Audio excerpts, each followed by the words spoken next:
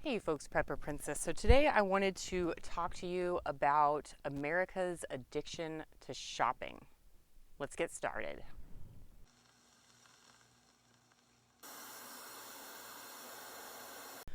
So the topic of the day today is America's addiction or obsession with shopping. So way back in the day, in my early 20s, before I became debt free, I definitely had some sort of shopping addiction.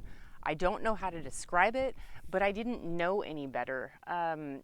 What I would do first, there were so many different things that I've done ever since then that have really helped me to understand my obsessions, my addictions, my habits, and my thoughts. And back in my early days, I had really low self esteem. I felt like, nobody liked me. I didn't have any friends. Nobody found me attractive. And so what I would do is I would go out and buy 5 new outfits. I would go and get my hair done, my nails done. I'd get a massage, which I didn't like. I didn't even like the massages, but I thought it was the right thing to do to make myself attractive instead of working on my personality and my smile. So I would go out and do all these shopping things.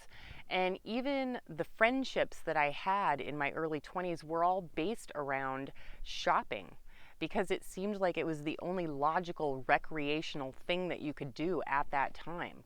And you start to learn your own habits and different ways of doing things. Another thing I used to do is I would buy meat in bulk because everybody told me that buying meat in bulk was the best way to save money. And then I would just throw it in the freezer. And then when I took it out and I cooked it, I couldn't eat it all before it went bad. So 2/3 of the food that I bought would always go bad before I was able to eat it. And then I learned about vacuum sealing and cutting them into sections and freezing them and only cooking what you're going to eat and things like that. But when it came to food, I never even thought of cooking as a main source of food. I thought of going out to eat was my main way of getting food. I never thought of packing a lunch the next day. I would say, okay, well, I want a sandwich tomorrow, so I'm going to go to Subway instead of making a sandwich at home and taking it to work. So I would go and shop at Subway, spend, I think it was like $8 back then. And I'd be like, ooh, I'm going to save money by buying a soda in the vending machine instead of buying a soda at Subway. That was my way of saving money back in the day. So you can go ahead and laugh, but a lot of people think the same way. People think that the only food that is available to them is either pre-made at places like Safeway, Lucky, Albertsons, Aldi's. Like they always have those pre-made meals or pre-made, what are they called? Not Long Johns, John Long, the sandwiches, the big old long sandwiches. And they will take those and then, cut them up and make a sandwich for lunch the next day. And they don't realize that it costs them 5 times as much to buy it pre-made than it does to make it themselves. And I was the same exact way. Whenever I would go out with friends, we would go out to dinner, a movie. There was this place called Boomers that had like an arcade and mini golf and race car thing, go-karts, stuff like that. And we would always go there and end up spending, $40, $50. So anytime I went out with a friend, I was always spending way more than I could afford. We would always go for our entertainment. There was an indoor mall. It's still there. It's called Stone Ridge Mall in Pleasanton. For entertainment, we would go into that mall and walk around and go window shopping, yet we never left the place without spending more than $200. In order to get food, we would go to the mall and get whatever food was there at the time. Now, the only thing I like to eat at the mall is Wetzel Pretzel, and I haven't found a place in anywhere close to where I live that has Wetzel Pretzel. So if you all know where there's a Wetzel Pretzel, please, in Arizona, let me know because I really want a pretzel. The cinnamon sugar pretzel are my favorite, or a plain pretzel with cheese. Amazing. but I need 2 cheeses because cheese is awesome. I digress. So I would get all of these outfits, and then I always thought that my friends would stop being my friends if I wouldn't go shopping with them. So, and honestly, that was the case with one of them. They stopped being my friend when I stopped shopping because it turned out we had nothing else in common other than shopping. So, so you have to, have a real conversation with your friends and say, like, look, I'm going to be honest with you. I'm broke. I can't afford to do this anymore.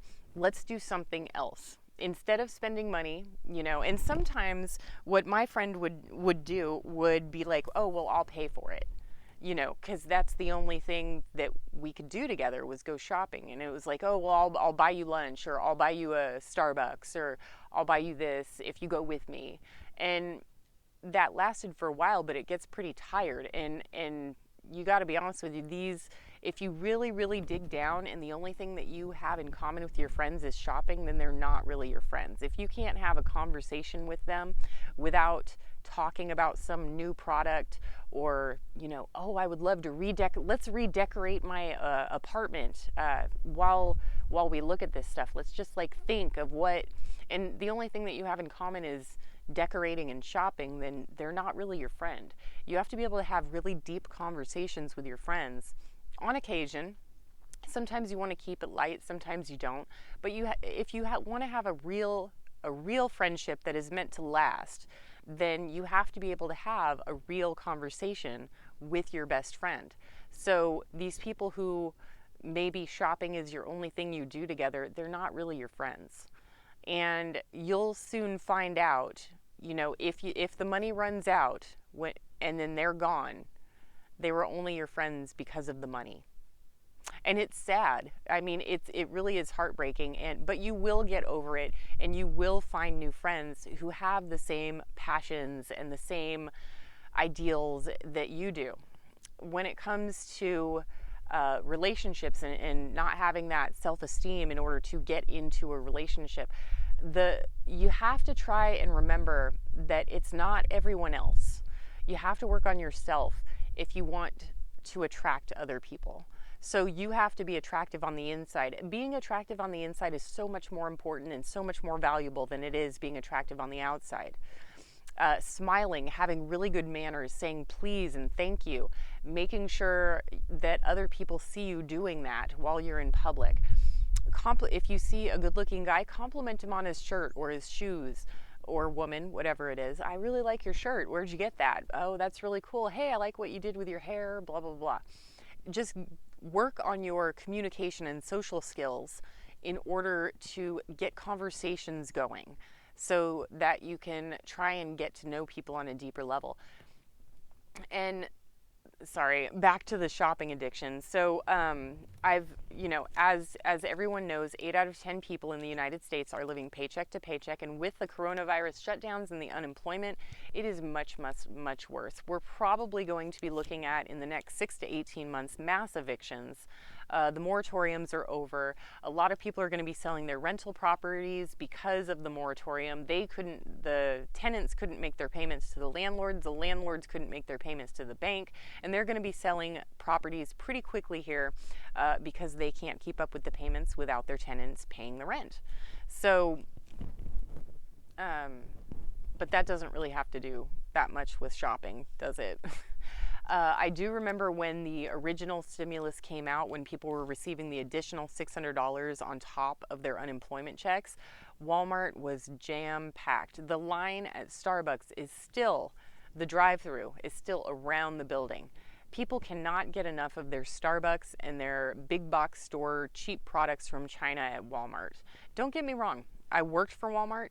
I love Walmart, but the majority of the products there I won't buy, only because they're cheap and they only last a year or two. But a lot of people think that they're saving money by buying cheap products. I would highly recommend saving up your money and buying top quality products that are going to last for years, if not generations, and pay in cash. Cash. Don't spend money that you don't have. Don't get into consumerism. And I do want to talk a little bit about consumerism and the fact that I don't want to, I mean, I'm not one of those hippies, you know, that is all crazy and anti-consumer, and I'm an anarchist and stuff like that. I do march to the beat of my own drum. And we all know that consumerism is devastating the planet on an entirely new level. Buying things that we don't need to impress people that we don't like or that we will never meet.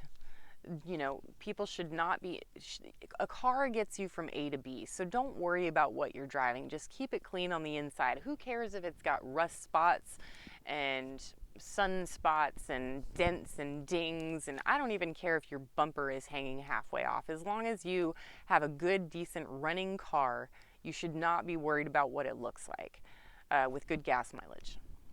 When it comes to clothing, again, you know, I'm not a big person. Clothing does not matter to me anymore. I had to retrain my brain to realize that it was more important to be beautiful on the inside than it was on the outside. So my clothing, I don't even remember the last time I bought clothes, to be honest with you. So, yeah. And then, you know, what else is there? I mean, the way you look is important, but I mean, do you really need a $100 bottle of Victoria's Secret perfume? Do you really need an $8 deodorant when a $1 or $2 deodorant will do? Do you really need to buy a $60 shirt when you can get one at a thrift store for $1? I mean, there are so many different ways to save money, and I think that in these times, saving money is going to be even more important than ever. I don't think that a lot of people in the United States have the fortitude or the mental strength to make it through a depression like the people did in the 1920s. Or we are very adaptable, so it could be an extremely, extremely painful learning curve for the majority of the United States. Do what you can with what you've got. Prepper Princess out. Oh, peanut butter. Oh! You want some peanut butter? Well, give me a kiss. Oh! Oh! Oh!